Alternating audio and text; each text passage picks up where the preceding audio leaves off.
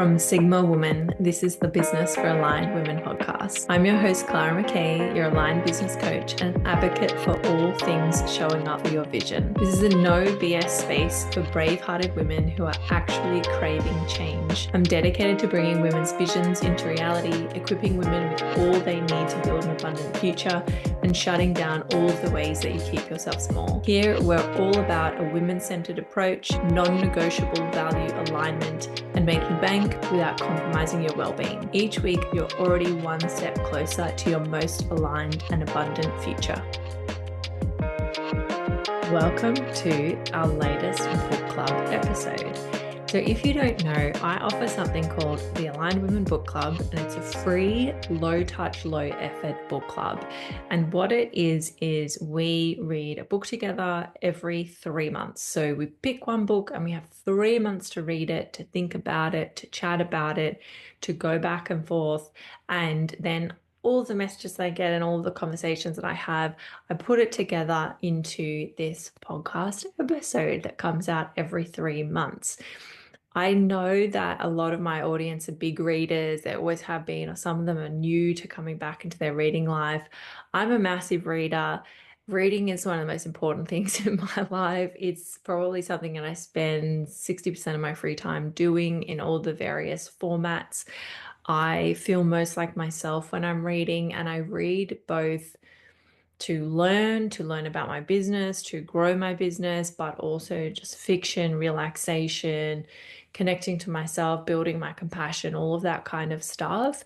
So for the most part, this book club is going to be self-development and business-based books, and any self-development books I give you, the intention there is to support your business. So I'm not just going to give you any old random self-development book. I'm going to give you a book that I know will make you a better business owner. Our latest book that we read over the Australian summer and the Northern Hemisphere's winter is actually a fiction book, and it's Blue Sisters. And this book is something that I thought would be really nice by Coco Mellors. Really nice to read over either the festive period or the summer period. Just get lost in a female author and just to hear some more stories about other women as a little break. And then next month onwards, we're going to be going back into not a straight up business book. It is a self-development book, but it's very, very connected to business and how you show up in your business. Or even if you're a creative and you don't have a business, it will help you with that. It's all about resistance and getting over resistance, getting over our blocks, getting over our hurdles, and starting to take ourselves seriously and professionally and move forward. But we'll chat about that a little bit later.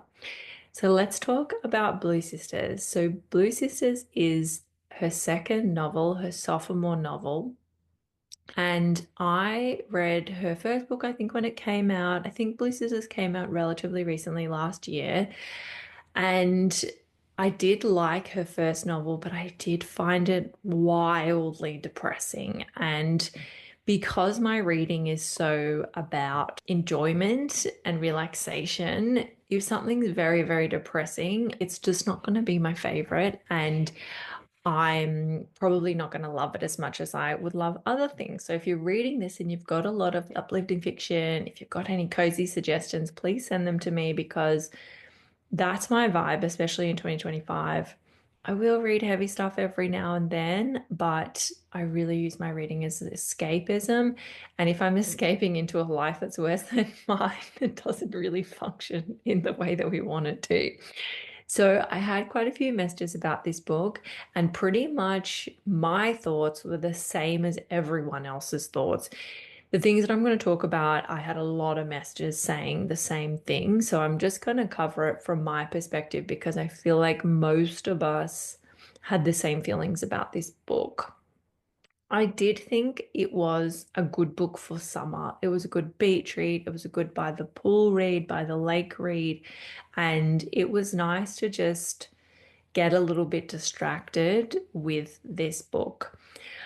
I have to say, like, I'll just be completely honest, I avoided starting it purely because a few reasons. Because I don't like reading heavy books, I don't like reading downer books.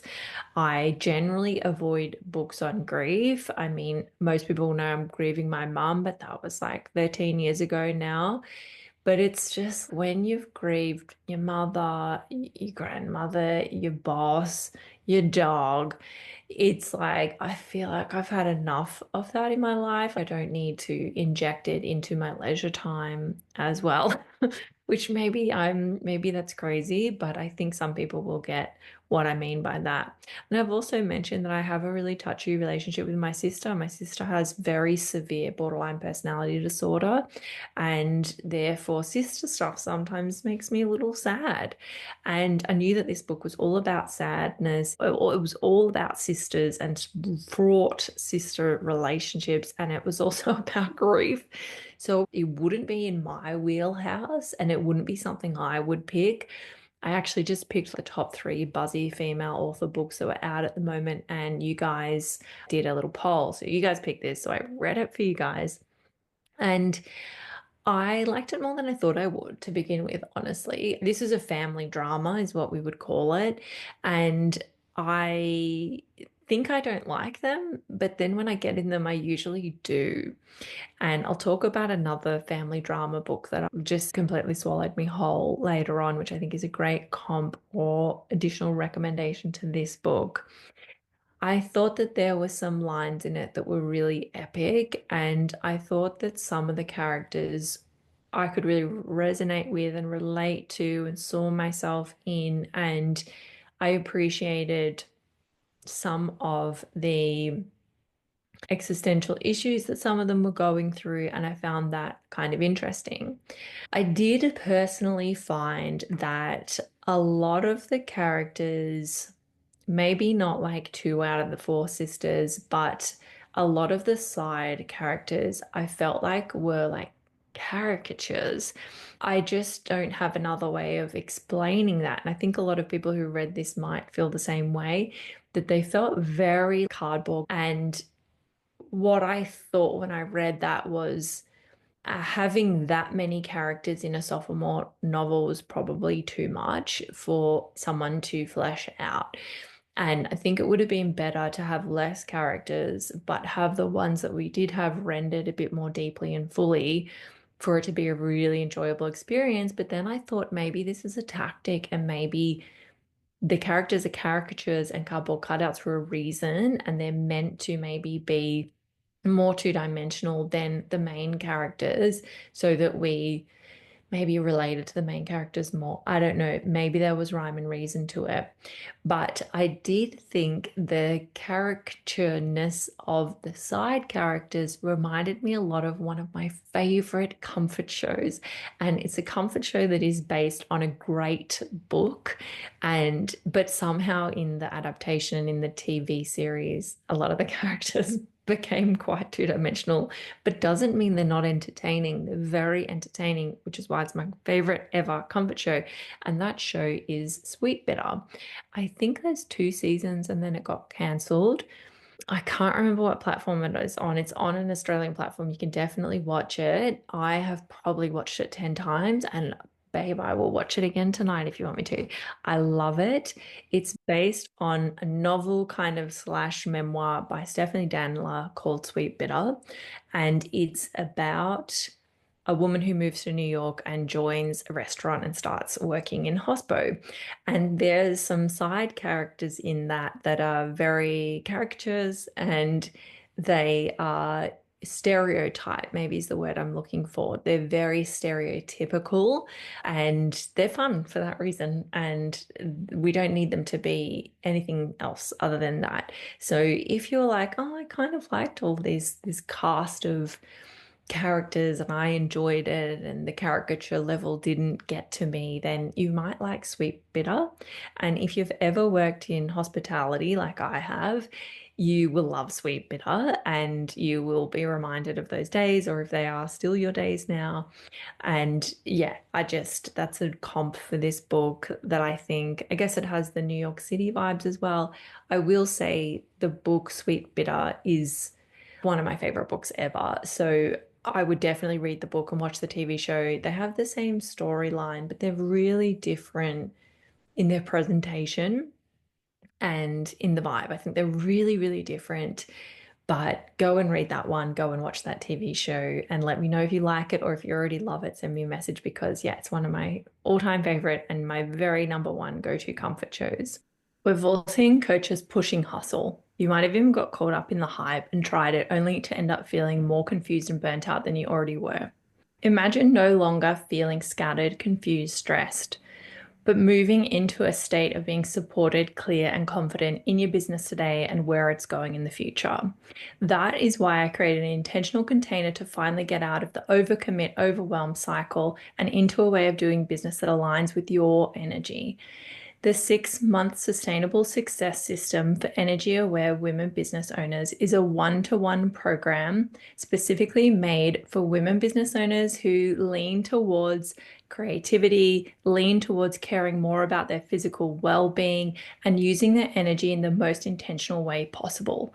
I will coach you through each month of that 6-month program, and you'll have monthly business strategy masterclasses to get everything you need so that your business ends up running at a high professional level, which will help you create systems for sales and community growth.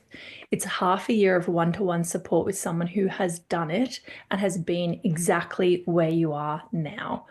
You deserve this level of support. It's time to step up without buying into the hustle. There's only 4 spaces available in this program and they're filling up fast. It won't run again until September. So the main characters were very well drawn, I thought. At least 2 of the sisters I thought were really well drawn, but I did think the extra ones are a little bit two-dimensional and a little bit stereotypical, but maybe that's what we needed.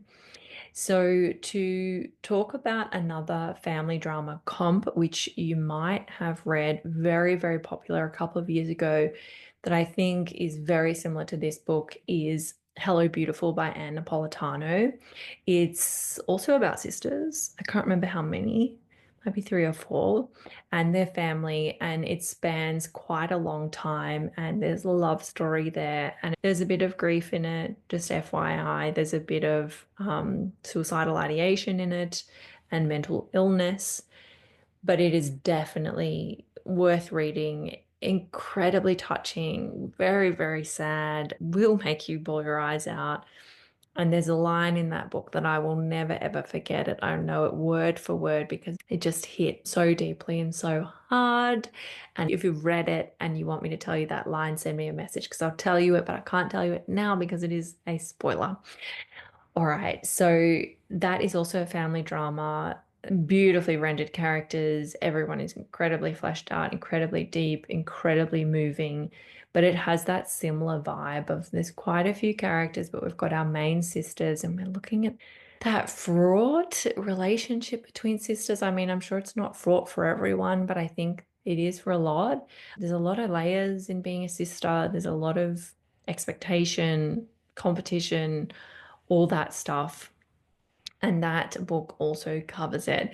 And it did make me think because I read Hello Beautiful and I read this book both in like summer season and I read both of them mostly by a pool. And I was like, why are family dramas so good for poolside reading? And I don't know why. And if you do know why, please tell me, message and tell me because they're so good for this and why. Maybe it's because you're getting lost in someone else's world when you're in your relaxed summertime. Maybe it's a bit of a gossip drama kind of element going on there. I don't know, but I think they are very good for summer reading. And I think I'll remember that next year in summer as well. So I also don't normally read books like this. I don't normally read dramas. I don't normally read family dramas. I don't love romance. I keep trying and I don't love it. There's not that many that I really love. And so I like to read quite weird books, a lot of horror in my fiction, a lot of crime-based books. And so something like this was very fluffy for me, but I still really enjoyed it and I still got to the end and felt okay. The only thing that let me down in this book was, pun intended, that the ending was a bit of a throw the towel in moment. And when I read the acknowledgements at the end, the author said that she had a completely different ending. And when she became pregnant, she changed the ending to what it is in the book. And I thought, I want to know what the original ending was, because I think I would have liked it more, because I just felt like this, spoiler alert for anyone who hasn't finished it, the sister dies and we have a baby and we name it after the sister. Like we've all seen that a million times in a million movies. And I knew that was exactly what was going to happen. And I didn't know which sister was going to do that, but I knew that that would happen at some point. And I just thought, we've had such a kind of emotionally and mentally deep book, to tie it up with the bow of something so simple and saccharine felt like a bit of a cop out. And I reckon her other ending would have been better. Who knows what that other ending was? Maybe we'll never know. I'd love to know your thoughts on this book. Did you like the ending? Did you find those characters a bit two-dimensional? What did you like about it? What didn't you like about it? If you haven't had a chance to message me yet, please send that through. And I think the general vibe from everyone was it was a fine book. It was okay for summer. It wasn't my favorite, but I'm glad that we all read it and supported this female author and this, sophomore novel. I think that's a beautiful thing for us to do. And if you did love it and you're like in complete disagreement with everything that I'm saying, you would probably love Hello Beautiful and you would probably love Sweetbitter. So go and check those out. So this was a fiction read. We don't normally do this. We may or may not do this next summer. I don't know, because I have a lot of books that are nonfiction that I want you guys to read and experience, and that I know would be incredibly supportive of you. Our next book, as I said, is all about resistance, the excuses we come up with, the stories we tell ourselves, the self-created suffering that we develop when we're doing anything new, be that writing a book, showing up on social media, starting a business. It's all about taking yourself seriously, up-leveling, elevating, in some instance, professionalizing. It's a little bit of a cutthroat book, honestly. It's very, very short. It's almost like little short stanzas, and it's 140 pages, and it's really cheap if you read ebooks or anything like that. Think if you like this podcast and you like my clear, direct, brutally honest, cutthroat kind of way, you're really going to vibe with this book. And it is a book that I get all of my clients to read before they start working with me. And it's the one I get my clients to read 4 books before they start working with me. And it's the one that I get the most people responding, being like, wow, I really needed to hear that. I really like that book. I'm not going to tell you what the book is here, because I'm only going to share that with people who are actually in the book club. So there is a link in the show notes to join the book club. It's completely free. And when you join it, you will see what the next book is and you'll get that information, and there'll be a link there to buy it and support Sigma Woman. But I hope that you can join us for the next 3 months of reading this very small book. You can start to implement it in your life, and that you will join us for the rest of the year with a few more books leaning a bit more towards the business side of things. Thanks for listening, and I'll be in your ears next week. If you can't tell, getting to share this time with you is something that I find truly sacred. I know that you're busy, but if you've taken anything away from our time spent together today, could you extend the love and share this episode with a friend, your community, or on your socials? Tag me so that I can see it and I can share it too. Or when you have a spare moment, leave the podcast a review. These things cost you nothing and will mean so much to me. Let's get this resource into the hands of more women visionaries and help us collectively move towards our most aligned way of being and doing business together.